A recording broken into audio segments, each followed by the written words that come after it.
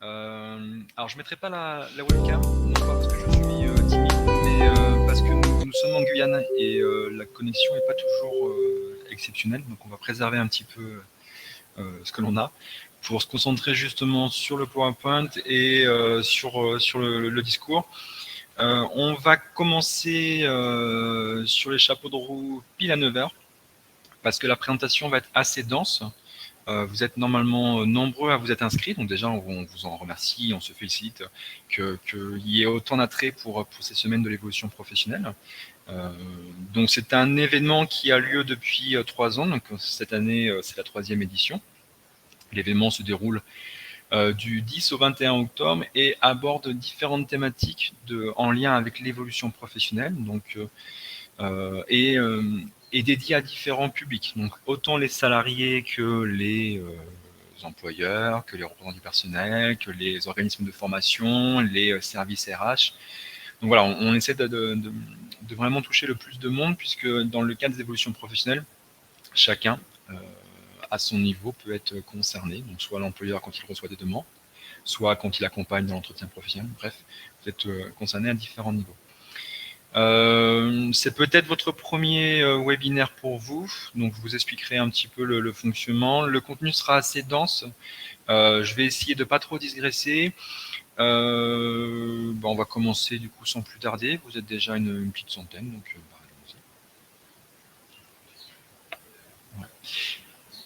allons-y. Ouais.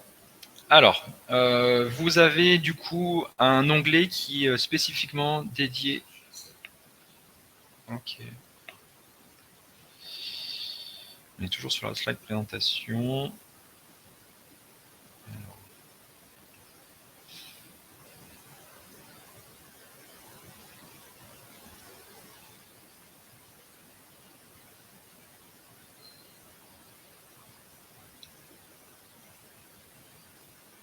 Alors, désolé pour cette petite onde. On va essayer de... Donc là, normalement, Sam. Donc je suis assisté par Samuel, justement, qui lira vos remarques sur le chat et surtout sur l'onglet questions. Et vous enverra des liens, donc il gérera la communauté qui assiste au webinaire. Est-ce qu'il y a bien eu... C'est bon du coup là? J'ai changé de slide. C'est bon. Je n'ai pas le mode présentation. Normalement, c'est en mode lecture que ça passe. C'est bon? Ok, bon, c'est un petit peu lancé tout. Donc du coup, vous avez un onglet qui est vraiment spécifiquement dédié à vos questions. On essaiera d'y répondre, de répondre à vos questions en direct quand elles concernent le slide en question. Si on est sur un autre sujet, on y abordera à la fin. Et s'il y a beaucoup de questions, on prendra un temps pour la fin. Le contenu est assez dense. Je pourrais peut-être pas répondre à toutes vos questions, mais j'essaierai de vous donner les sources pour que vous puissiez trouver l'information ou les professionnels qui peuvent y répondre.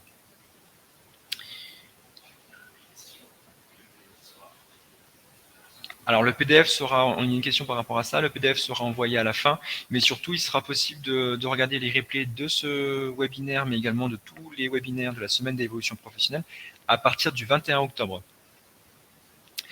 Alors très rapidement, la semaine d'évolution professionnelle, c'est 2 semaines qui sont animées par différents opérateurs du CEP. Je vais rapidement présenter les opérateurs du CEP parce que ce n'est pas la thématique première d'aujourd'hui, de ce webinaire. Mais ce qu'il faut savoir, c'est que c'est un événement 100% digital, gratuit et accessible à tous. C'est la 3e édition cette année. A priori, il y en aura d'autres puisque l'engouement est toujours présent. Et ça répond à un besoin et à des questionnements individuels et sociétaux importants aujourd'hui. Donc, il n'y a pas de raison que ça change. Vous aurez, comme je le disais, accès à tous les webinaires à partir du 21 octobre. Donc, je vous invite à vraiment regarder dans l'organisation, sur le site de l'accueil, voir les différentes thématiques qui sont abordées. Il y aura peut-être d'autres qui vont vous intéresser. Donc, je me présente, je suis Franck Sicard, psychologue du travail et conseiller en évolution professionnelle. J'interviens, moi, en ce qui me concerne, pour la BGE Guyane. Donc, j'interviens sur le bassin guyanais. Je suis référent du dispositif CEP auprès des salariés du privé et les indépendants. J'aurai l'occasion de présenter un petit peu le CEP, mais vraiment de manière succincte. Si vous voulez avoir plus d'informations sur le CEP, vous avez des webinaires qui sont spécifiquement dédiés à cette thématique-là. Donc, si vous êtes là aujourd'hui, c'est que vous posez des questions sur les métiers d'avenir, les métiers porteurs, les métiers en tension et les métiers émergents. L'objectif de ce matin, c'est vraiment de vous familiariser avec ces différences-là, la différence entre les métiers émergents, les métiers porteurs et les métiers en tension. Vous communiquez différents sites sur lesquels vous pouvez vous appuyer pour trouver de l'information et vous donner les informations sur les professionnels qui peuvent vous accompagner là-dessus. Il y a des besoins qui sont vraiment dédiés à des régions, d'autres des besoins qui sont nationaux. Donc, vous pouvez, auprès des professionnels, voir justement quels sont les besoins professionnels auprès de chez vous. Donc, comme je vous disais, se familiariser avec les termes qui décrivent le marché de l'emploi, identifier les sources d'informations fiables, découvrir les secteurs et les métiers d'avenir. Vous avez maintenant beaucoup de structures et de sites qui communiquent justement sur les métiers porteurs, les métiers émergents, et on essaiera de démêler les sources fiables des autres. Mon projet professionnel. Alors, quel est l'intérêt de connaître les métiers en tension et porteurs dans un projet de reconversion professionnelle? Eh ben, l'intérêt est multiple. Déjà, c'est de faciliter l'obtention d'un financement. Toutes les structures qui financent les formations n'ont pas vraiment d'obligation de le faire. Elles le font pour répondre à des besoins. Quand un employeur finance une formation, il répond à un besoin de l'entreprise et donc généralement à des formations en lien avec les besoins de l'entreprise. Quand Pôle emploi, la région ou un OPCO finance une formation, c'est pour répondre à un besoin de la région, du territoire ou de la branche professionnelle. Donc quand vous identifiez clairement les formations qui sont demandées sur le territoire, vous avez de facto beaucoup plus de chances d'avoir un financement de la formation, tout ou partie du financement de la formation. Donc c'est intéressant dans votre cas, quand vous êtes intéressé par un projet de formation, de savoir s'il répond à un besoin local ou national. Et ça, les conseillers en évolution professionnelle peuvent justement vous accompagner sur ces questions-là. Donc ça vous permet du coup de faciliter l'obtention du financement d'une formation. Ça vous permet aussi de sécuriser votre parcours de reconversion. Forcément, si vous vous orientez vers un métier qui est porteur, qui est en tension, ou un métier qui émerge, vous aurez plus facilement accès à un financement, mais également plus facilement accès à un emploi à l'issue de la formation. Donc vous avez une reconversion professionnelle qui est avec plus de chances de se concrétiser. Les CEP qui vous accompagnent vous alerteront si vous vous orientez vers des métiers ou des entreprises, si vous avez un projet de création d'entreprise, qui recrutent ou se développent peu sur le territoire. Ils auront ce devoir d'alerte et ils vous accompagneront tout de même. Donc voilà, les trois objectifs, c'est faciliter l'obtention d'un financement, sécuriser votre parcours de reconversion et surtout trouver un emploi plus facilement. Puisque, comme je vous le disais, Pôle emploi ou la région aura à cœur de financer des formations si elles permettent à la personne derrière de trouver ou de s'insérer plus facilement professionnellement. Quels sont les métiers d'avenir? Alors, les métiers d'avenir vont essentiellement concerner les métiers du service aux seniors et plus globalement du service à la personne. On est, je ne vous la reprends pas, une population plutôt vieillissante en France, donc forcément ça nécessite tout un ensemble de métiers gravitant autour de la population senior, que ce soit dans les structures médico-sociales du type EHPAD, mais aussi directement auprès des personnes. Donc il y a différents métiers qui vont graviter autour de cette population-là. Et donc c'est forcément un secteur qui recrute actuellement et qui continuera de recruter à l'avenir. Vous avez également les métiers de la transformation numérique. Enfin, tous les métiers qui sont influencés par la transformation numérique. Bon, ça, vous le savez, puisque vous êtes forcément tous concernés. On le voit au quotidien, les métiers ont beaucoup évolué par rapport aux nouvelles technologies. Certains métiers ont même radicalement changé dans leur activité technique du quotidien. Je pense à une secrétaire d'il y a 30 ans d'une secrétaire d'aujourd'hui. Les missions du quotidien ne sont pas du tout les mêmes. Donc tous les métiers sont influencés par la transformation du numérique. Ça nécessite de réapprendre certaines compétences, enfin d'apprendre ou de réapprendre certaines choses. Et parfois, vous avez des métiers qui émergent, des métiers totalement nouveaux en lien avec le numérique. Donc ça peut être data engineer, data scientist, data analyst. Ce sont des métiers qui, de facto, émergent par rapport aux transformations numériques. Vous avez aussi, pour donner un exemple concret, les caissières dans les grandes surfaces, il y a quelques années de ça, vous n'aviez pas de caisse automatique. Les caissières ont dû apprendre de nouvelles compétences, à gérer déjà l'outil, la caisse automatique, gérer les personnes qui passent. Donc on réapprend de nouvelles compétences à cause des transformations numériques. Le numérique est considéré un peu comme un Eldorado depuis quelques années, mais ça a tendance à se tasser un petit peu. Donc, il faut être vigilant sur les métiers sur lesquels vous souhaitez vous orienter. Il y a eu beaucoup de formations de financées, il y a des formations plus ou moins longues, plus ou moins professionnalisantes. Donc, les chances d'obtenir un emploi à l'issue de ces formations-là ne sont pas toujours assurées. Donc là, pour le coup, prenez bien contact avec un CEP, que ce soit Pôle emploi ou un conseiller des salariés privés, pour vraiment voir si la formation qui vous intéresse vous permettra d'obtenir plus facilement un emploi, ou au contraire, si vous allez devoir compléter cette formation-là par une autre formation. Les métiers de la transition écologique, donc là forcément c'est un secteur dont on parle de plus en plus, notamment à cause des incendies cet été, à cause des pénuries que vous avez en métropole par rapport à la grève actuelle. Donc la question de l'écologie et de l'environnement prend une part de plus en plus importante dans les débats sociétaux et a forcément une influence sur la transformation des métiers. Il y aura certains métiers nouveaux qui vont émerger, mais dans bien des cas, ça va être une transformation des métiers déjà existants. Des métiers qui vont devoir justement prendre en compte les répercussions de leur activité sur l'environnement. Ça peut être par exemple les chargés sécurité, environnement, hygiène qui vont devoir inclure de plus en plus la question écologique et l'impact de l'entreprise sur l'environnement dans leur activité au quotidien. Donc, ce sont vraiment trois secteurs que l'on considère comme métiers d'avenir, donc le service à la personne et essentiellement senior, les transformations numériques des métiers et les métiers écologiques. Vers quel métier s'orienter ? Donc, comme je vous disais en préambule, vous avez les métiers émergents et en forte évolution. Donc, ces métiers-là concernent des métiers qui évoluent à la suite d'une évolution technologique ou à l'invention de nouveaux usages. J'avais parlé par exemple des secrétaires, des caissières, etc. Mais vous avez beaucoup de transformations depuis l'essor du numérique.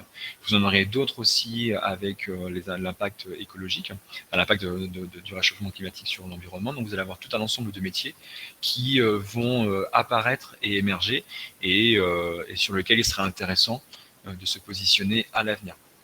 Dans certains cas, vous aurez des compétences transférables, transversales à votre activité actuelle qui vous permettra de vous orienter vers ces métiers émergents. Dans d'autres cas, il faudra apprendre depuis la base de nouveaux métiers. Les métiers porteurs, donc ce sont des métiers avec un fort potentiel de recrutement, des fortes perspectives d'emploi, mais qui arrivent toujours à recruter. Donc c'est le distinguo entre métier porteur et métier en tension, que je vais aborder juste après. C'est ça, c'est qu'on est vraiment sur des métiers qui recrutent, mais qui arrivent quand même à trouver du personnel. Alors que les métiers en tension, ce sont des métiers qui cherchent à recruter, mais qui se sont confrontés à une pénurie de main-d'œuvre. Sans surprise, le secteur de la santé, quelle que soit la région d'où vous êtes, les métiers d'aide-soignante et d'infirmière sont des métiers en très forte tension. Donc, vous êtes, même si vous vous orientez vers ces métiers-là, vous êtes bien souvent recruté avant même la fin de la formation, quand vous faites vos stages de fin d'études. Propose généralement des postes là-dessus. Voilà, là c'est vraiment la distinguo et métiers émergents, donc c'est en lien avec des évolutions technologiques, les évolutions aussi parfois sociétales. Les métiers porteurs sont des métiers qui recrutent beaucoup, mais qui ont aussi dans leur vivier des candidats, alors que les métiers en tension sont des métiers qui cherchent à recruter, mais qui sont face à une pénurie de main-d'œuvre. Alors, les métiers d'émergents, de quoi parle-t-on ? Alors, les métiers d'émergents apparaissent suite à des innovations technologiques ou à l'invention de nouveaux usages.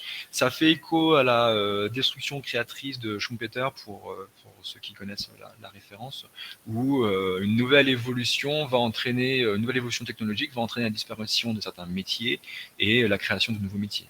À une époque, je vous rappelais qu'on devait allumer les lampadaires dans la rue. Aujourd'hui, ça se fait plus, c'est de manière automatique. Bref, chaque évolution technologique entraîne la disparition d'un ensemble de métiers et la création de nouveaux métiers. Ils permettent de répondre aux besoins en compétences du marché du travail et sécuriser les parcours professionnels des actifs. On aura tendance, comme je vous disais un peu plus tôt, à vous orienter forcément vers les métiers émergents, puisqu'on estime que c'est les métiers dont on aura besoin demain, et donc on cherche à préparer justement les évolutions sociétales. Contexte d'identification des métiers dits émergents. Donc France Compétences a consulté l'ensemble des acteurs des compétences afin d'établir une liste de métiers émergents ou en particulière évolution. Donc à partir de là, ils ont dressé une liste. Quels sont, selon vous, les métiers émergents en France? J'en ai déjà cité quelques-uns. Est-ce que vous avez connaissance de métiers que l'on peut considérer comme émergents? Je vous laisse quelques secondes pour répondre dans le chat.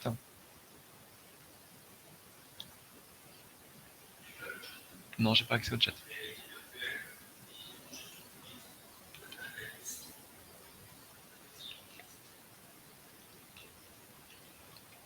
Exactement. Donc réalité.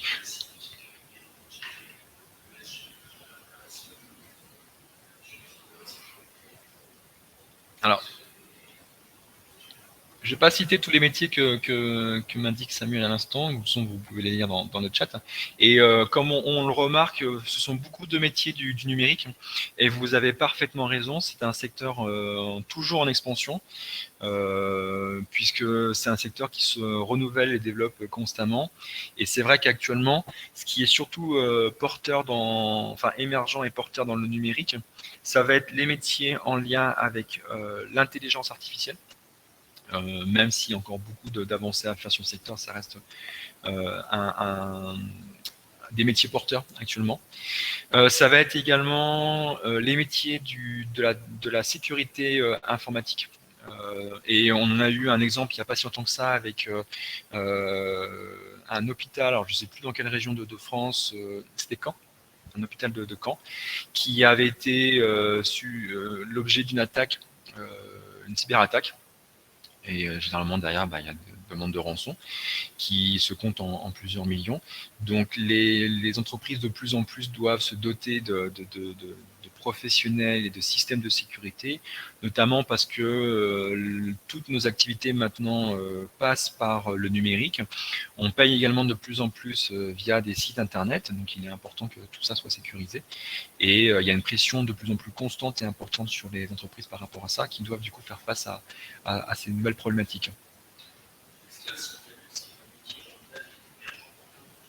Alors, est-ce qu'il y a un site qui indique si le métier est émergent porteur en tension? Oui, il y a des sites. Il y a une liste même des métiers émergents. Alors, je ne sais plus si elle sera présentée par la suite, mais je l'ai en commentaire, je pourrais la montrer. Sinon, donc, vous avez les sites, et les sites, on les donnera pour que vous puissiez justement trouver l'information. L'objectif de ce webinaire, c'est que vous soyez en mesure de trouver l'information par vous-même ou de prendre contact avec un professionnel pour l'avoir. Donc, ok, apparemment quelqu'un l'a partagé dans le chat, super, merci. Donc vous avez parfaitement raison sur les métiers émergents, qui concernent en effet essentiellement le numérique, mais pas que. Vous avez aussi le secteur du bâtiment qui est en profonde transformation, même si ce n'est pas toujours simple pour ce secteur-là, parce qu'il doit prendre en considération de plus en plus de critères dans les normes de développement, dans les normes de construction des bâtiments et dans les répercussions sur l'environnement. Donc les métiers du bâtiment évoluent parce qu'il y a des nouvelles normes, mais aussi parce qu'il y a des nouveaux matériaux à utiliser. Et on assiste aussi à des métiers en lien avec la rénovation énergétique des bâtiments. Donc là, ça fait partie vraiment de l'ensemble de métiers émergents. Donc 28 métiers émergents ou en forte évolution retenus en 2022. Donc vous avez, comme je disais, le bâtiment, vous avez l'informatique et le numérique qui spontanément a été beaucoup évoqué dans le chat. Vous avez aussi le secteur de l'industrie. En plus, on assiste à une volonté politique de rapatrier une partie de nos industries en France. Donc, a priori, le secteur devrait continuer de se développer de plus en plus en France. La pandémie a fait prendre conscience à l'État et aussi aux citoyens de l'importance aussi d'avoir beaucoup d'industries implantées localement.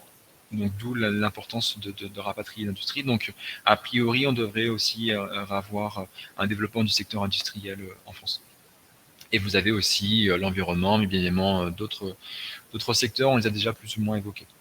Pour en savoir plus, quels sont les métiers principaux de ce métier? Pourquoi est-il émergent? Donc vous avez 28 métiers. Alors je ne sais plus si... Ok, bon bah Samuel me dit que c'est le lien qui a été partagé dans le chat, du coup je ne vais pas vous le remettre. Les métiers porteurs. Donc, comme je l'avais évoqué un petit peu, il y a un distinguo entre métier émergent et métier porteur. Un métier émergent n'est pas forcément porteur. Et un métier émergent n'est pas forcément en tension. Généralement, les métiers émergents sont d'abord émergents et deviennent porteurs puis en tension au bout de quelques années. Il y a une transition qui se fait progressive et généralement, l'objectif justement, c'est de sensibiliser les différents acteurs pour encourager les personnes à s'orienter vers les métiers émergents pour éviter qu'ils deviennent en tension par la suite. Donc les métiers porteurs, de quoi parle-t-on? C'est un métier avec un fort potentiel de recrutement, des fortes perspectives d'emploi. Il fait partie des métiers qui sont recherchés par les entreprises et ou qui ont vocation à se développer dans les années à venir. Vous avez des métiers porteurs par région. Un métier n'est pas forcément porteur d'une région à l'autre. Donc ça, c'est aussi un point important à prendre en considération. On a des métiers porteurs et en tension en Guyane qui le sont, mais qui ne le sont pas forcément dans d'autres régions de France. Quels sont, selon vous, les métiers porteurs en France? Donc, je vous laisse quelques secondes pour proposer quelques métiers porteurs.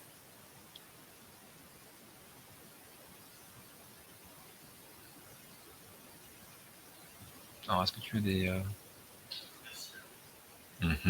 On me dit commercial.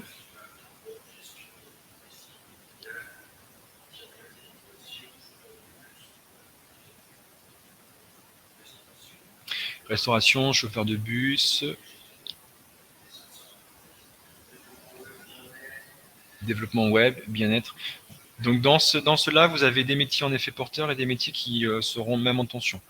Tout ce qui va être métier du transport, transport de personnes, transport de marchandises, on est sur certains territoires sur des métiers en tension. Par exemple, en Guyane, on est en tension sur les métiers du transport de marchandises, mais pas sur le métier de transport de personnes. La Guyane n'est pas réputée pour son réseau de bus, mais sur d'autres territoires, vous aurez l'inverse. Vous aurez plus besoin de métiers chauffeurs de bus que pour le transport de marchandises. Vous avez parfaitement raison dans la plupart des métiers qui ont été évoqués comme métiers porteurs. Dans les métiers de la santé, on est rapidement sur les métiers en tension. La plupart des professions gravitant autour de la santé ou du secteur médico-social sont soit porteurs, soit en tension. Quelques sites importants pour justement identifier les métiers en porteurs. C'est là tu dois avoir, Samuel, les quelques liens. Donc Samuel va vous mettre dans le chat quelques liens pour que vous puissiez par vous-même trouver ce qui est porteur dans votre région. Donc vous avez toujours le site du ministère du Travail, de l'Emploi et de l'Insertion qui est un très très bon site. Alors parfois les informations sont un peu techniques, mais elles restent toujours d'actualité et très pertinentes. En tant que professionnel, je m'appuie souvent sur ce site-là. Vous avez France Stratégie qui indique du coup les métiers porteurs en 2022. Vous avez aussi Pôle Emploi. Alors Pôle Emploi, on le connaît surtout pour sa possibilité à trouver un emploi, mais également sur sa capacité à indemniser les demandeurs d'emploi. Mais Pôle Emploi a aussi une partie trouver sa formation, donc petit aparté, et Pôle Emploi aussi réalise des études, notamment à travers le BMO, besoin en main-d'œuvre, qu'on va évoquer un peu après, pour justement faire un état des lieux, un recensement des besoins des employeurs, des perspectives de recrutement qu'ils ont à l'avenir, et à partir de là, de dresser un petit peu la liste des métiers porteurs. Vous avez aussi un exercice qui est très simple. Si vous êtes intéressé par un métier, vous mettez le métier sur le moteur de recherche Pôle emploi, vous sélectionnez la région ou le national et vous voyez rapidement si le métier est recherché ou pas. Vous faites le parallèle avec le métier d'infirmière, c'est un très bon étalonnage pour savoir si on est sur un métier en tension ou pas. Et vous voyez rapidement si le métier qui vous intéresse est un métier demandé sur votre territoire. Par exemple, le métier de psychologue est particulièrement demandé en Guyane. Si jamais il y a des psychologues qui souhaitent venir en Guyane, c'est particulièrement demandé, notamment sur le secteur de la petite enfance. C'est moins le cas dans d'autres régions de France. Ça reste un métier qui est demandé, mais beaucoup moins porteur et surtout pas en tension. Donc voilà, vous avez vraiment des différences de région à l'autre. La DARES va être surtout intéressante pour avoir donc à la fois des statistiques, mais aussi des informations plus complètes sur les métiers. On est vraiment sur des études plus argumenté, plus approfondi. On va plutôt s'adresser là à des professionnels généralement, mais si vous êtes vraiment intéressé par un secteur, c'est aussi une bonne base pour creuser et récupérer de l'information. Simplement, on sera généralement sur des sujets un peu plus techniques, donc pas forcément simple à aborder, pas toujours digeste non plus. Donc voilà, on est plutôt pour des professionnels, mais c'est ouvert à tous, c'est en accès libre. Vous avez aussi Data Emploi qui permet de décrypter le marché de l'emploi. Et autre site qui n'est d'ailleurs pas mentionné ici, vous avez l'APEC. Donc l'APEC qui, comme Pôle emploi, est un moteur de recherche et un CEP qui accompagne les salariés. L'APEC aussi propose différentes fiches de métiers et informations sur les métiers cadres qui recrutent. Donc si vous êtes intéressé par les métiers cadres, vous pouvez aussi vous tourner vers le site de l'APEC qui donne vraiment un ensemble d'informations et beaucoup de fiches métiers qui sont très très bien faites, très intéressantes. En tant que professionnel, je m'appuie souvent aussi sur les fiches métiers de l'APEC. Donc n'hésitez pas à faire un tour dessus. Donc voilà, là ça vous donne quelques sites pour creuser justement l'information et voir dans vos régions qu'est-ce qui est considéré comme porteur. Quelles sont les familles de métiers porteurs? Alors, on a deux familles. On a ce qu'on considère comme les poids lourds, les principaux gisements de recrutement. En gros, ce sont les métiers qui recrutent constamment un très grand volume qui proposent régulièrement un très grand volume de postes, d'offres d'emploi. Donc, c'est ce qu'on appelle les poids lourds. Ça représente 8000 offres en 2021. En parallèle de ça, vous avez ce qu'on va considérer les Formule 1. C'est des termes un peu particuliers. En gros, ce sont des métiers en très très forte progression. Le volume d'offres est moins important que les poids lourds, mais on constate une énorme évolution et donc des besoins constants et importants. Et donc, voilà, des métiers porteurs qui sont de plus en plus demandés et qui, à terme, si le besoin continue d'augmenter et l'offre de candidats sur le marché ne répond pas à la demande, ces métiers-là vont devenir par la suite des métiers en tension. Ok, donc Samuel vous envoie des liens justement sur ces deux aspects-là. Donc n'hésitez pas à vous faire un fichier de l'autre côté. On vous enverra quand même le PowerPoint, donc vous retrouverez ces liens par la suite s'il y a besoin de creuser ces informations-là. Donc les métiers dits porteurs, les poids lourds, donc quelques métiers. Donc vous avez les métiers du développement informatique. Spontanément, c'est un secteur qui est souvent mis en avant. Comme métier émergent, comme métier porteur et comme métier en tension. Je fais un aparté là-dessus parce que j'ai régulièrement été confronté à ça. Comme je vous disais un peu plus tôt, le secteur du numérique a été considéré comme un Eldorado pendant de nombreuses années, mais ça tend à être moins le cas. Les salaires tendent aussi à être moins importants et donc c'est toujours le cas sur certains métiers spécifiques de l'informatique où vous allez avoir assez rapidement, vous serez démarché sur LinkedIn, sur Pôle emploi ou sur l'APEC et même parfois en étant en poste, vous serez démarché. Vous aurez des salaires assez conséquents et pour d'autres métiers, ça sera moins le cas.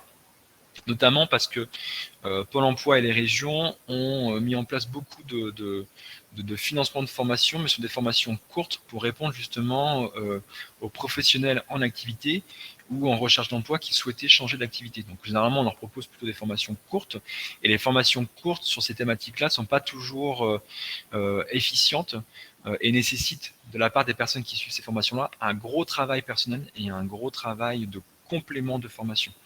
Donc vous allez avoir des personnes qui se lancent en formation et qui jouent le jeu en apprenant d'autres langages informatiques et qui derrière arriveront tout de même à trouver un emploi.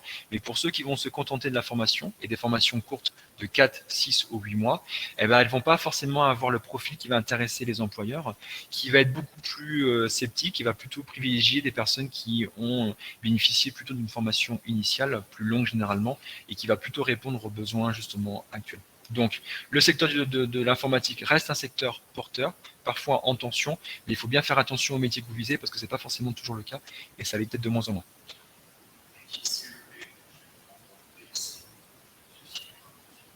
Alors, les métiers du CEP, les métiers du consultant BC, donc BC, je pense que c'est bilan de compétences.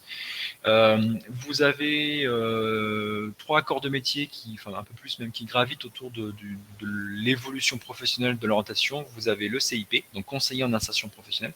Vous avez le conseiller en évolution professionnelle, ce que j'occupe comme poste. Et vous avez le consultant en bilan de compétences. Le consultant en bilan de compétences va être un peu moins demandé que le CIP et le CEP. Généralement, le consultant en bilan de compétences, alors ça dépend des territoires et des structures, va aussi faire du CEP en parallèle. De toute façon, un CEP fait aussi du CIP, je fais aussi du conseil en insertion professionnelle, et un CIP fait aussi du CEP, c'est simplement le volume d'activité, le temps consacré à cette activité-là qui va changer. Donc pour répondre à la question, ce sont des métiers pas forcément porteurs, mais ce sont des métiers qui recrutent tout de même, puisque il y a un besoin d'accompagnement justement des personnes. On est sur une époque en transition assez importante, avec beaucoup de questionnements sociétaux importants qui redistribuent un petit peu les cartes des secteurs professionnels et des métiers, notamment la volonté d'être plutôt sur les circuits courts, de plutôt prendre en considération l'environnement. On a aussi des territoires qui sont dont le bâtiment est très porteur, ce qui est le cas en Guyane, mais aussi dans d'autres. Voilà. Donc vous avez tout un ensemble de métiers qui restent demandés. Et il y a besoin justement d'accompagner les personnes dans ces transitions, dans ces évolutions professionnelles. Pôle emploi est un très gros pourvoyeur de postes pour les CIP et CEP, mais vous avez d'autres structures justement comme Axis qui est implanté au niveau régional et bien d'autres. Donc pour répondre à la question, c'est un métier qui recrute, mais qui ne sera pas aussi porteur que d'autres, qui n'est pas en tension. Vous avez les métiers de la comptabilité. Donc la comptabilité reste un secteur qui est demandé. Ce qui est mis en avant depuis quelques années, c'est que les métiers de base, entre guillemets, sans être péjoratifs, seront amenés potentiellement à disparaître, remplacés justement par des logiciels informatiques qui vont pouvoir automatiser une partie de la comptabilité. Et ce qui se dit depuis quelques années, c'est que ce sont plutôt les métiers d'expertise comptable qui vont rester. Néanmoins, on observe que la demande est toujours très importante sur les métiers de la comptabilité. Donc c'est peut-être une évolution qui se fera, mais qui n'est pas encore totalement en place. Donc je pense que pour l'instant, les logiciels développés ne répondent pas totalement aux exigences du secteur. Donc on reste sur un secteur qui recrute beaucoup. Alors pour les métiers dans la gestion des ressources humaines en PME, PMI, ça reste un métier, ça reste des métiers qui recrutent, qui sont parfois porteurs, mais qui ne sont pas en tension. Alors je vais pas faire tous les métiers cas par cas. Là, je vous redirigerai vers les CEP, mais les ressources humaines, c'est vraiment un secteur particulier. Dans les ressources humaines, ce qui va surtout recruter, c'est les chargés de recrutement qui n'interviennent pas forcément dans les services de ressources humaines, qui peuvent intervenir soit dans les cabinets, soit auprès des agences d'intérim. Donc le recrutement est un secteur qui recrute beaucoup dans les ressources humaines, et surtout, ce qui va surtout beaucoup recruter, c'est les chargés de paie, gestionnaires paye. C'est eux qui vont surtout être demandés, parce qu'on est vraiment sur une compétence technique qui nécessite une formation. Un chargé de recrutement peut apprendre le métier sur le terrain avec une formation en tuilage. C'est beaucoup plus difficile sur la gestion de paie, qui nécessite clairement une formation, tant sur la partie technique du métier que sur la maîtrise des logiciels. Donc ça reste des métiers qui recrutent, mais généralement plutôt sur donc, le recrutement et la gestion de paie, et des métiers aussi assistantes RH, généralement. Dans les grosses entreprises, vous aurez un service RH qui fonctionne un petit peu en silo, avec différents chargés d'eux, donc chargés de recrutement, chargés de formation, chargés de paie. Mais ce n'est pas forcément tout le cas d'entreprise, et la plupart des cas, vous aurez besoin de beaucoup de polyvalence. Bref, je ne vais pas m'appesantir plus là-dessus. Oui, je ne vais pas rentrer dans le détail de chacun des secteurs, parce qu'en plus, à chaque fois, j'ai tendance à digresser, donc on est sur un contenu assez important. Vos questions sont intéressantes et pertinentes. Mais alors du coup, allez justement sur les liens qu'on vous a envoyés. Faites les recherches aussi, comme je vous ai dit, sur le site de Pôle emploi. C'est déjà un très bon premier indicateur qui est très facile du coup à appréhender. Et si vous voulez souhaiter vraiment creuser le sujet, vous pouvez prendre contact avec un opérateur CEP. J'aborderai ce sujet-là vers la fin. Et lui pourra vous dire justement au niveau national, mais surtout au niveau régional, si le métier qui vous intéresse est un métier porteur en tension, ou si au contraire on est plutôt un métier de niche et qu'il faut mieux pas quitter votre poste. Donc justement, les métiers de recrutement et de la gestion de carrière sont évoqués dans les métiers porteurs. les voyez en milieu de colonne. Vous avez les métiers de la qualité, les métiers du management administratif et financier, tout ce qui est support aux entreprises, les métiers de la paix, l'administration du personnel, les métiers du développement commercial, les métiers du juridique, les métiers de l'ingénierie de travaux. Ah, excusez-moi. Donc, les métiers du développement commercial, les métiers du juridique, les métiers de l'ingénierie de travaux, les métiers du management. Donc là, vous avez sur l'infographie les différents métiers porteurs sur les structures poids lourds, les secteurs poids lourds. Pour les métiers Formule 1, vous allez avoir les métiers de la médecine. Donc Formule 1, pour rappel, ce sont les secteurs qui depuis peu recrutent énormément, qu'on considère du coup comme Formule 1. Donc vous avez les métiers de la médecine, les métiers de la direction de structure en santé et sociale, donc tout ce qui va être directeur des AT, d'EHPAD, mais également les cadres intermédiaires, donc infirmière cadre par exemple. Donc le métier de l'encadrement médical, social et paramédical, les métiers de la gestion immobilière, même si ça risque de se tasser dans les mois et années à venir avec le contexte actuel, où il est beaucoup plus difficile pour les particuliers d'obtenir des crédits justement immobiliers. Donc forcément, de facto, le secteur assiste à un ralentissement, même s'il reste encore beaucoup de particuliers qui achètent. On assiste quand même à un secteur qui commence à ralentir. Donc si la tendance se confirme, ça devrait continuer de ralentir. Les métiers de l'enseignement et de la formation continue, on le voit avec l'actualité. Donc la formation continue, ça va être les formateurs pour adultes, qui sont généralement beaucoup demandés, quels que soient les territoires. Les métiers du recrutement et de la gestion de carrière, les métiers de la direction marketing. Sur celui-là, j'insiste vraiment sur le terme de direction marketing. Les métiers intermédiaires, tout ce qui va être chargé de communication, chargé de marketing digital, même si on est toujours dans le secteur du numérique et du digital, ça reste très compliqué. Et pour avoir reçu beaucoup de personnes qui sortaient de formation Bac+5 sur les métiers de la communication et du digital, c'est compliqué de trouver un premier emploi post-diplôme. Néanmoins, la direction marketing reste des métiers qui recrutent.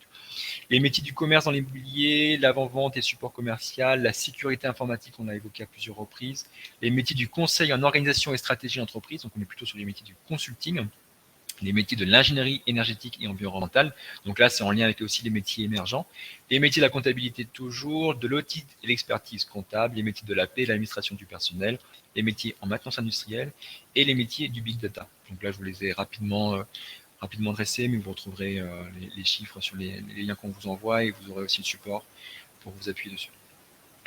Donc là, les métiers en tension. Comme je l'ai évoqué un peu plus tôt, il y a une différence entre métiers en porteur et métiers en tension. Les métiers en tension, vous avez des entreprises qui ont vraiment des difficultés à recruter et typiquement, si vous mettez votre profil ou votre CV sur Pôle emploi ou sur LinkedIn, il ne faudra pas très longtemps avant que vous soyez contacté par un chasseur de tête pour être recruté. Donc, ce sont les métiers qui recherchent à embaucher des salariés mais connaissent des difficultés de recrutement. On va aborder un petit peu après les différentes thématiques de difficultés de recrutement. Le plus souvent par manque de candidats ou parce que les profils rencontrés ne correspondent pas à leurs attentes. Ce sont généralement les deux raisons évoquées par les employeurs, le manque de candidats et les profils qui ne correspondent pas aux attentes. Typiquement des personnes qui souhaitent se reconvertir mais qui ne passent pas par une classe formation au préalable. Et donc forcément, ils ne répondent pas aux besoins du secteur parce que certains métiers nécessitent tout de même d'avoir une formation. Donc là, il faudra vous rapprocher d'un CEP pour voir justement les parcours de formation accessibles. Comment les identifier? Donc j'avais évoqué un peu plus tôt l'enquête des besoins en main-d'œuvre que réalise Pôle emploi. Donc cette enquête, excusez-moi, est un élément essentiel de connaissance du marché du travail. Elle permet entre autres d'anticiper les difficultés de recrutement, d'améliorer l'orientation des demandes d'emploi vers des formations ou des métiers en adéquation avec les besoins du marché du travail et d'informer les demandeurs d'emploi sur l'évolution de leur marché du travail et les métiers porteurs.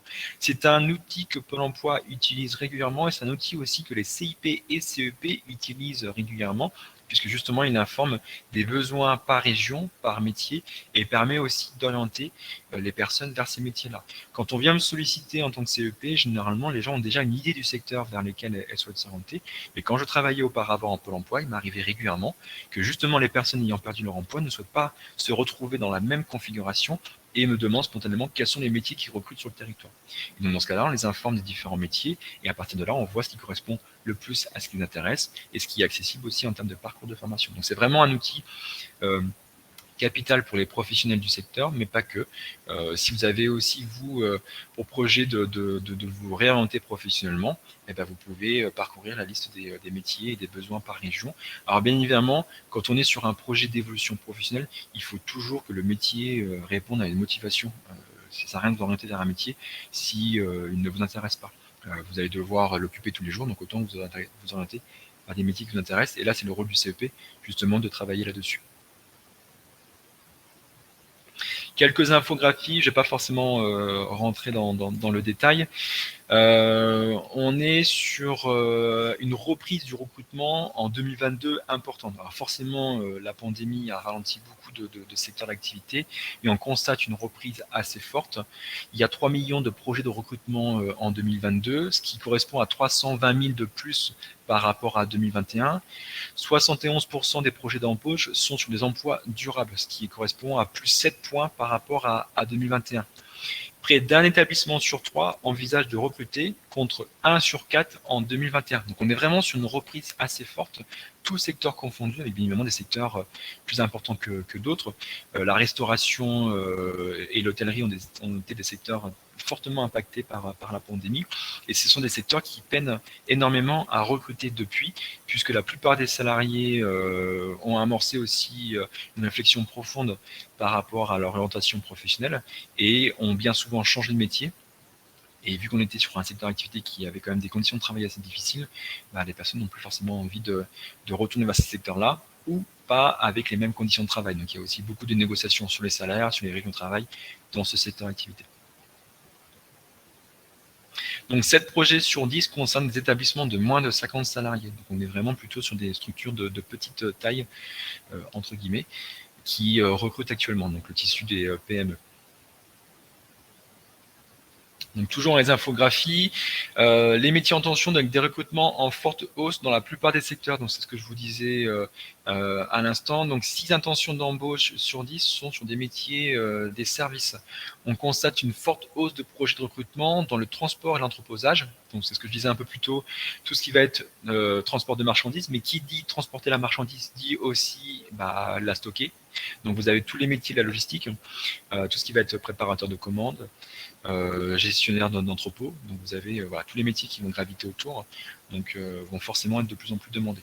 Vous avez le secteur de l'industrie, comme je le disais un peu plus tôt, qui reprend en France, notamment par rapport à un engouement aussi des citoyens pour revoir les industries de plus en plus implantées sur le territoire, et il y a aussi une volonté politique. Et vous avez aussi l'hébergement et la restauration qui recrutent de plus en plus, parce que forcément, il faut reprendre l'activité suite à la pandémie.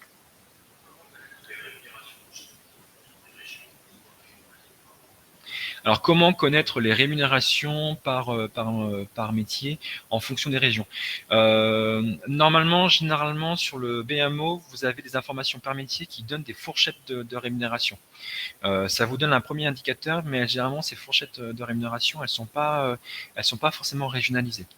Généralement, vous avez la même rémunération, quelles que soient les régions, à part si vous travaillez dans une grande agglomération comme Paris. Vous allez avoir aussi généralement une rémunération un peu plus importante si vous travaillez sur Bordeaux ou Lyon, par exemple, puisque forcément la vie est plus chère. Donc les employeurs adaptent aussi les salaires. Mais la différence se fait surtout sur la région parisienne et aussi sur les territoires ultramarins. Parce qu'il y a des besoins en recrutement qui ne sont pas toujours facile à pourvoir, donc forcément on propose des salaires plus attractifs pour convaincre les personnes aussi de venir sur ces territoires-là. Un exercice qui est aussi intéressant, et je reviens à ce que je disais plus tôt, c'est faire des recherches sur les sites de recrutement, que vous allez sur Pôle emploi, l'APEC, Indeed, voire parfois des sites régionaux, vous faites des recherches sur les métiers qui vous intéressent et vous regardez les salaires. Tous les sites ne mentionnent pas les salaires, mais ils le font de plus en plus. L'APEC, généralement, ils indiquent une tranche de rémunération, et Indeed, depuis quelques mois, va inciter les employeurs à indiquer le salaire, et si l'employeur ne l'indique pas, va mettre en avant ce qui se fait dans le secteur d'activité. Donc il y a aussi des transformations par rapport à ça. Donc en faisant des recherches sur les sites de recrutement, vous verrez aussi un petit peu ce qui est proposé comme salaire, et vous verrez aussi dans les offres d'emploi si si les missions proposées correspondent totalement aux compétences que vous avez à proposer. Vous pourrez voir aussi s'il y a un décalage, donc voir aussi s'il y a un besoin de formation, ou voir si vous vous ciblez dans la tranche basse du salaire, ou si vous ciblez situez dans la tranche haute du salaire.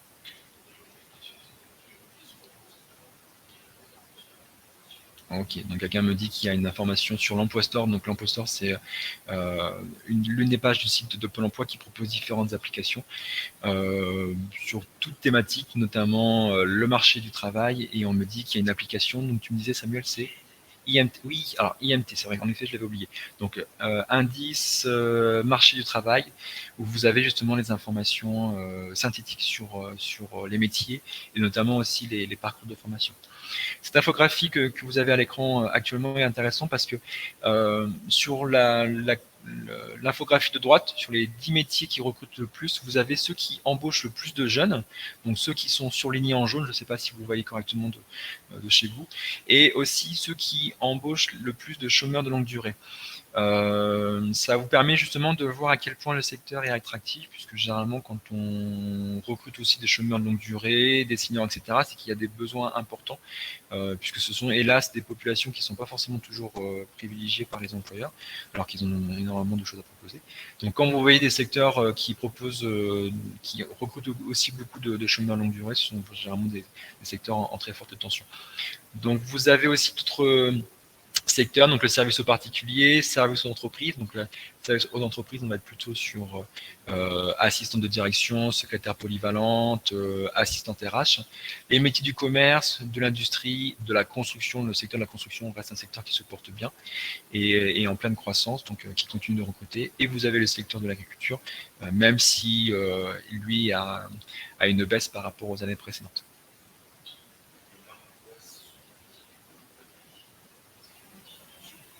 Alors on souligne le fait que ce sont des métiers peu ou pas qualifiés. Oui, parce que généralement les métiers peu ou pas qualifiés en termes de volume sont plus importants. Néanmoins, vous avez toujours besoin de managers, de responsables sur ces structures-là, et indirectement, vous aurez aussi des offres d'emploi. Notamment, je pense par exemple au métier de la santé. Aide-soignante, on est sur une formation de 10 mois, mais vous avez aussi le métier d'infirmière. Là, on est sur une formation de 3 ans. Suivant les régions, vous avez aussi le métier d'assistant de service social, donc Bac plus 3, qui est aussi beaucoup demandé. Tout ce qui est profession de l'animation socio-culturelle, animateur et directeur, on est généralement sur les professions Bac plus 2, Bac plus 3, voire Bac plus 5, donc tout ce qui va être éducateur spécialisé par exemple, voire directeur de structure. Donc directeur d'EHPAD, d'EHPAD, etc. Généralement, vous avez sur les territoires beaucoup de besoins. Mais en effet, les métiers employés de libre-service, l'agriculture, on est plutôt sur des métiers d'ouvriers. Dans la restauration, vous avez beaucoup de métiers justement en lien avec les premiers niveaux, on va dire, donc commis cuisine, serveur. Mais il y a ensuite la possibilité sur ces métiers-là d'évoluer professionnellement. Un serveur peut ensuite devenir responsable de salle et à terme responsable d'un restaurant. C'est aussi des évolutions possibles.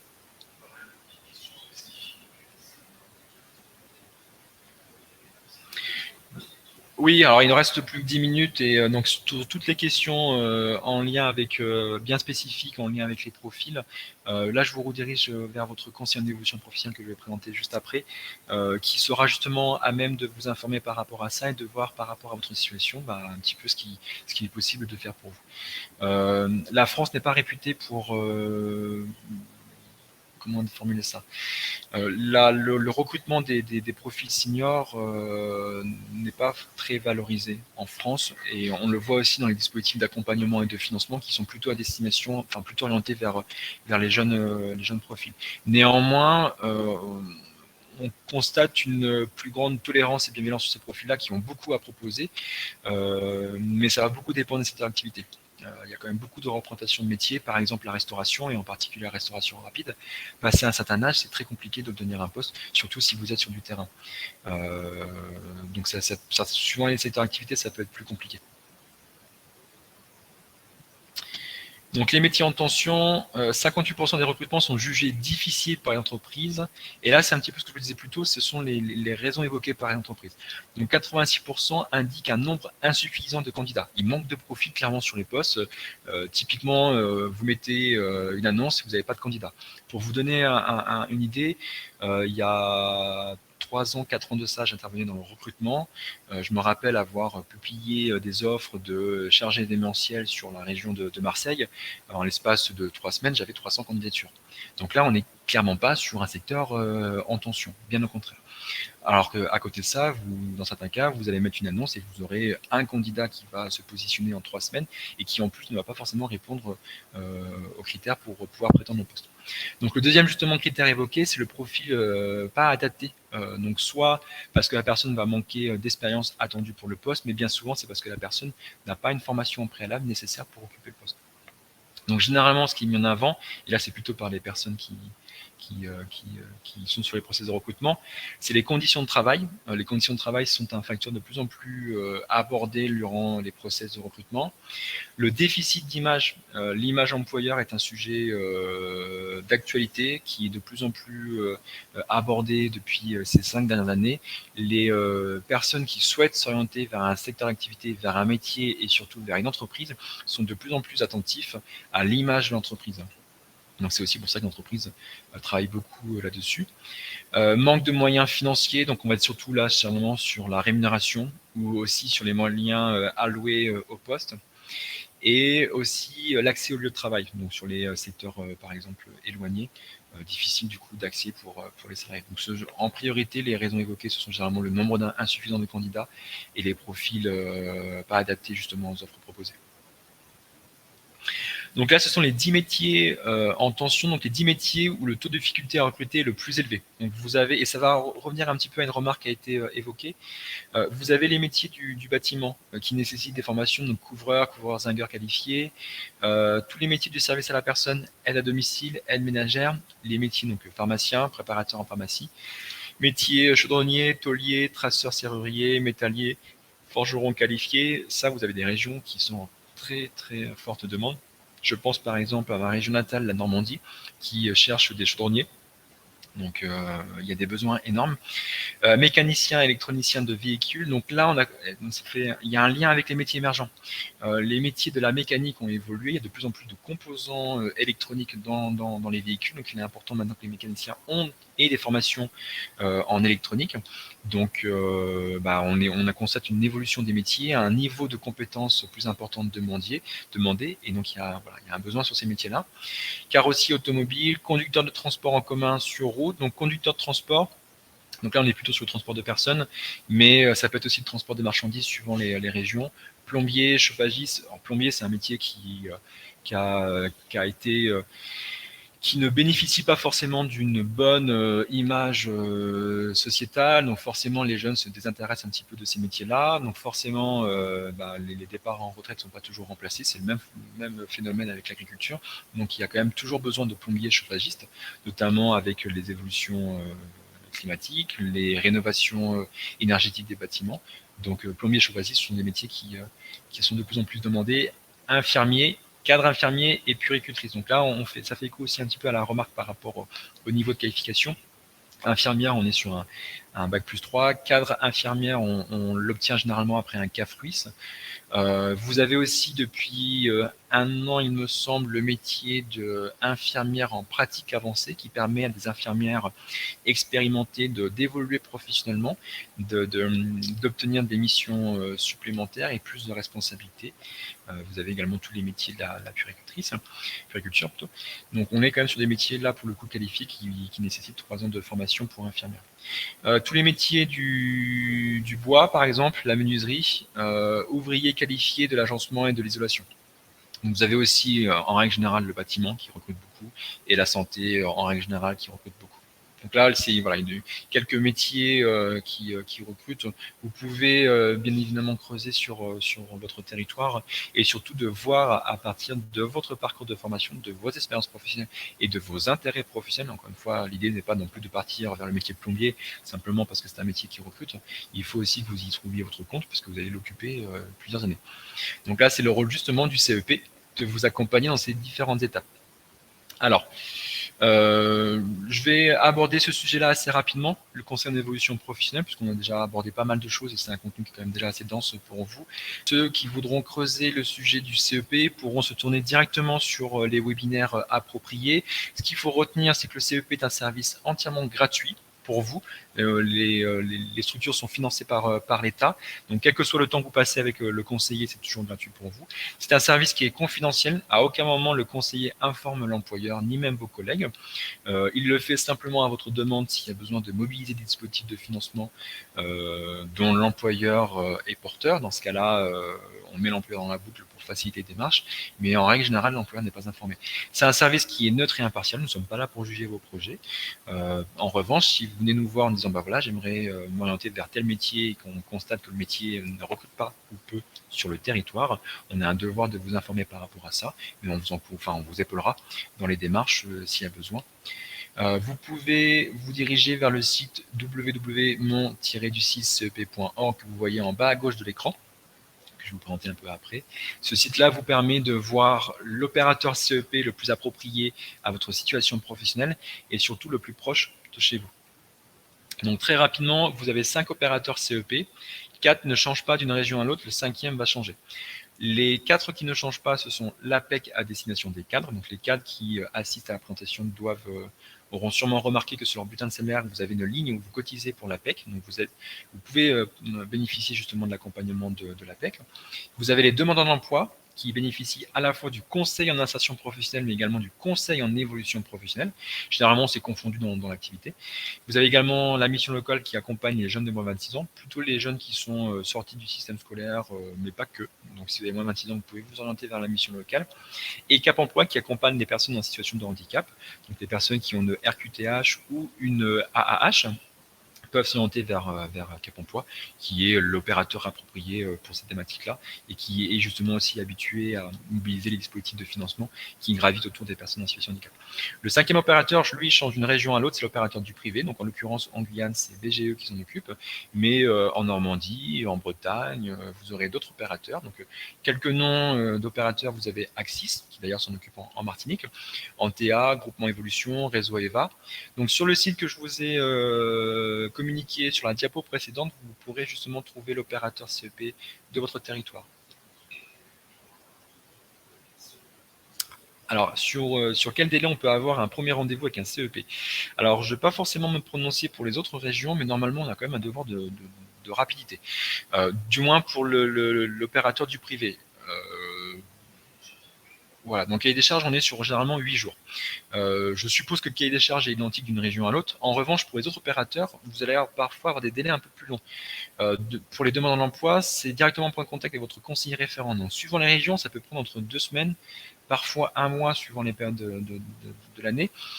Pareil avec Cap Emploi, ça peut parfois être un peu long. L'APEC, de par expérience, enfin l'expérience que j'ai eue avec l'APEC était plutôt rapide. La mission locale va être un petit peu dans le même fonctionnement que Pôle Emploi et Cap Emploi. On sera généralement sur quelques semaines avant d'avoir un rendez-vous. Pour les opérateurs privés, on est généralement sous moins de 10 jours. Et moi, ça va dépendre aussi du flux d'activité, mais généralement, on est sous moins de 10 jours et parfois, ça peut se faire, suivant l'activité, pour le lendemain.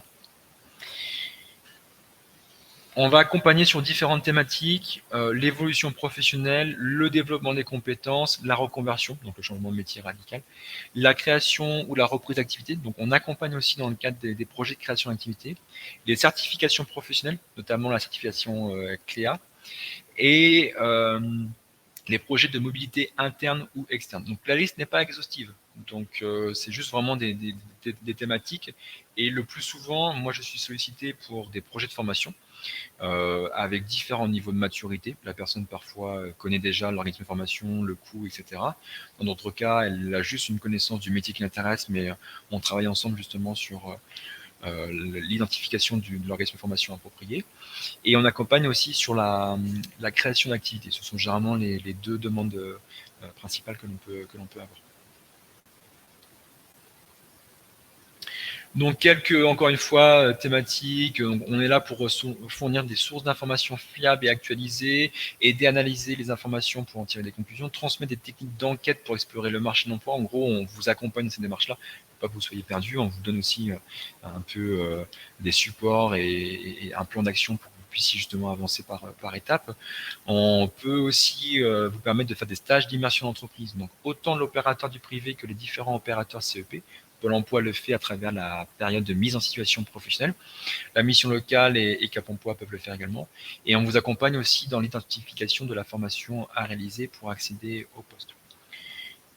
Mais également et bien souvent aussi sur les financements de formation. Si vous êtes intéressé par les financements de formation, j'ai animé il y a 1 heure justement un webinaire sur les financements de formation que vous pourrez retrouver à partir du 21 octobre en replay et qui donne vraiment un état des lieux assez complet des différentes sources de financement de formation. Donc aussi valoriser les compétences transférables au poste, qui est très important quand on est sur un projet d'évolution professionnelle, et également vous accompagner dans vos recherches d'emploi. Donc là, on sera plutôt sur du CIP, du conseil de l'insertion professionnelle. Donc je vous remets le lien du site. Ok, donc Samuel me dit qu'il vous l'a transmis. Donc vous avez mon-du6cep.org. Donc clairement, si vous êtes là aujourd'hui, c'est que vous avez aussi un intérêt pour l'évolution professionnelle, soit en tant que professionnel, soit en tant que salarié.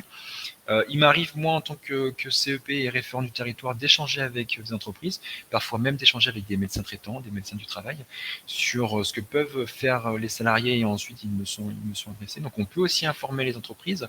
Néanmoins, pour une entreprise, généralement, vous allez plutôt vous tourner vers votre OPCO pour avoir des informations par rapport à ça et par rapport à l'accompagnement. Nous, on accompagne plutôt les salariés, mais on informe toutes les personnes qui nous sollicitent, donc il n'y a pas de souci. Vous pouvez toujours nous contacter. Si vous avez un doute sur l'opérateur CEP qui doit vous accompagner, nous, on aiguille.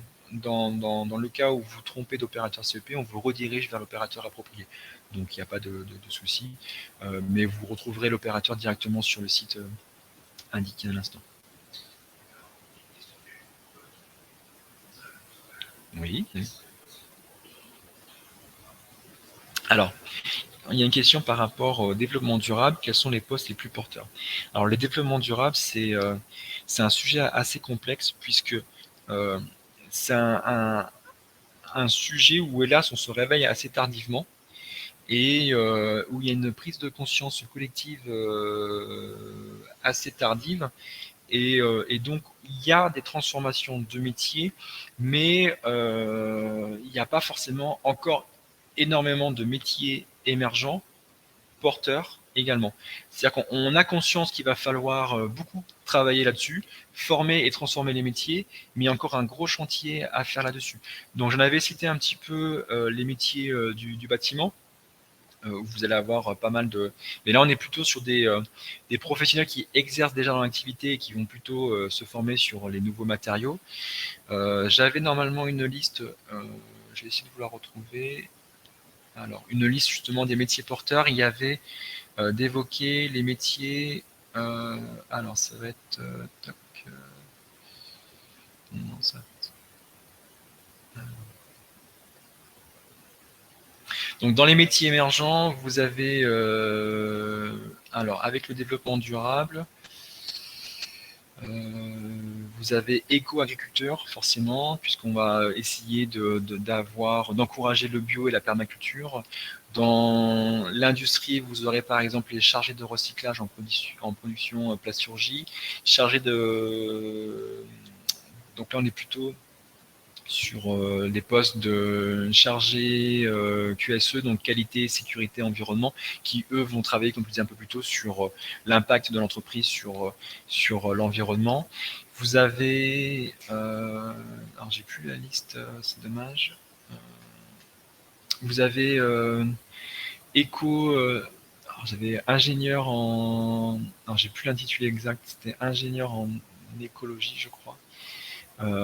Mais là, du coup, alors j'ai plus les termes en tête, mais normalement sur les sites qu'on vous a envoyés, vous retrouverez l'information. Mais ce qu'il faut retenir, c'est que sur les secteurs du développement durable, on est encore sur un secteur en construction. En fait, le secteur du numérique, mine de rien, explose depuis plusieurs années, donc il y a forcément des métiers qui émergent et on commence à proposer des formations pour les nouveaux métiers. C'est pas forcément systématiquement le cas pour les métiers du développement durable, où on sera plutôt sur des formations complémentaires à des professions qui existent déjà. C'est un peu ça le souci. Donc je pense que dans les années qui viennent, sous moins de 5 ans, on devrait avoir beaucoup plus de parcours de formation qui vont se construire, notamment par rapport aux différentes situations que l'on traverse actuellement. Est-ce que le métier de coach est émergent en France? Alors, métier de coach. Comment dire ça avec diplomatie? Le métier de coach est un métier fourre-tout, où vous allez avoir... déjà, coach, c'est un peu comme ingénieur. Vous avez différentes manières derrière de concrétiser le métier d'ingénieur. Vous pouvez travailler dans le bâtiment, dans l'environnement, dans l'industrie, etc. Coaching, c'est la même chose. Vous avez des coachs sportifs, des coachs en bien-être, des coachs de vie, des coachs en développement personnel. Le type d'activité qui, pour moi, se développe, ce sont en lien avec le développement sportif. Donc, tous les coachs sportifs, que ce soit de l'accompagnement individuel, voire sur du collectif, parce que généralement les coachs sportifs ont des formations en BPGEPS, donc parfois ils interviennent en salle en complément d'une activité en libéral, sont pour moi ceux qui auront le plus de chances de trouver un emploi.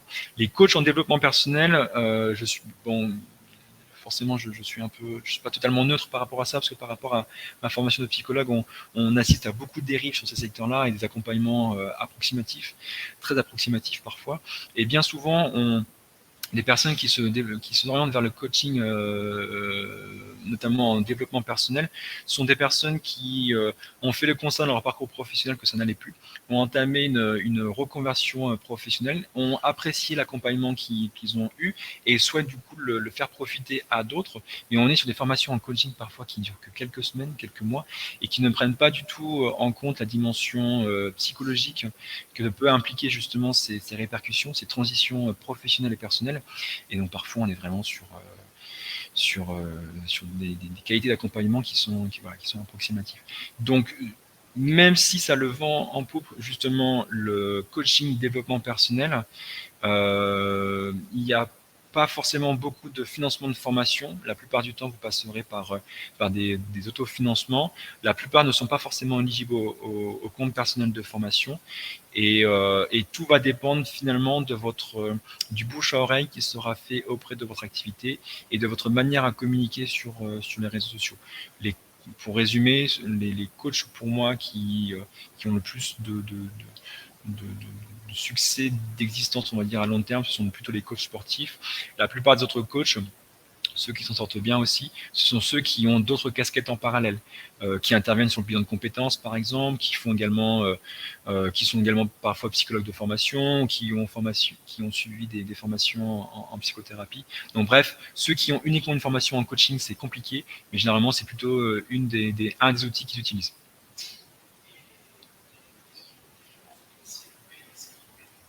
Alors, on me demande la différence entre le CEP et le CIP. Donc, c'est un sujet que j'ai un peu évoqué durant la présentation. Le CEP est un conseiller en évolution professionnelle. En gros, il va vous accompagner dans votre évolution professionnelle. À partir du moment où vous souhaitez diversifier vos missions, à partir du moment où vous souhaitez changer d'activité, que ça doit passer par une formation ou pas, vous allez plutôt vous orienter vers un conseiller en évolution professionnelle qui a une meilleure connaissance et expérience des phénomènes internes que vous avez traversés durant cette période-là, mais également des différents organismes de formation et financement accessibles.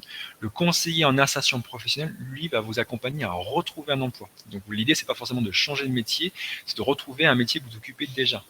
En tant que CEP, j'accompagne aussi dans le cadre du CIP. Simplement, le volume d'activité CIP est moins importante. Je fais essentiellement du CEP, mais dans certains cas, j'accompagne les personnes à retrouver un emploi.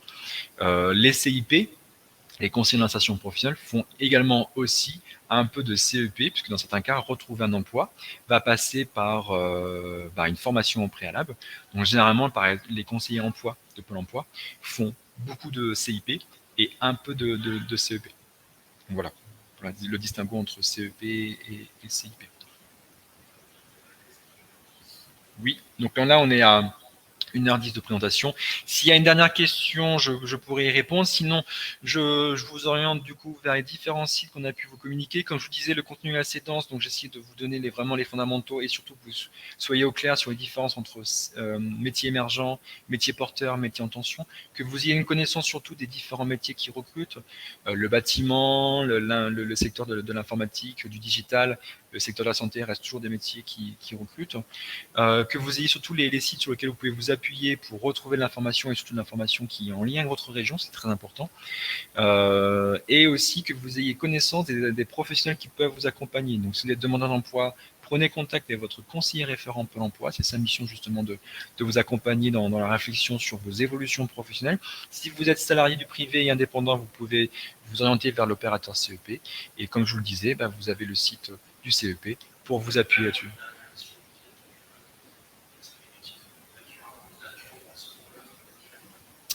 Alors, est-ce que les métiers du naturopathe et sophrologue ont de l'avenir?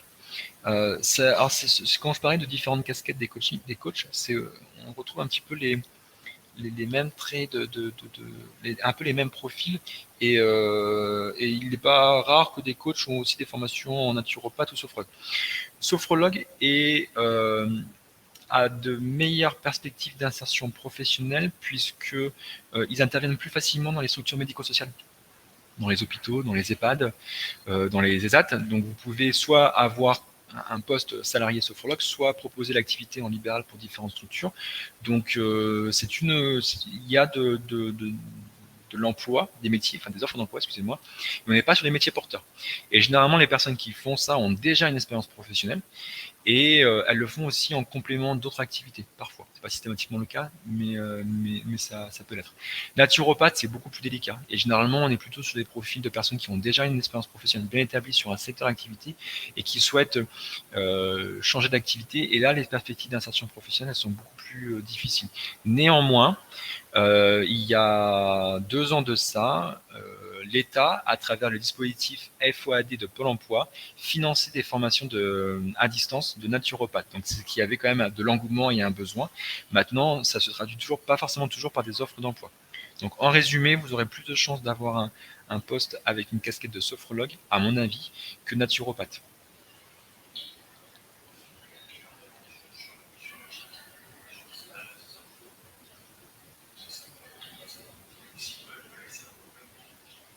D'accord. Ce que me dit Samuel, c'est que vu qu'il y a beaucoup d'échanges dans le chat, c'est super.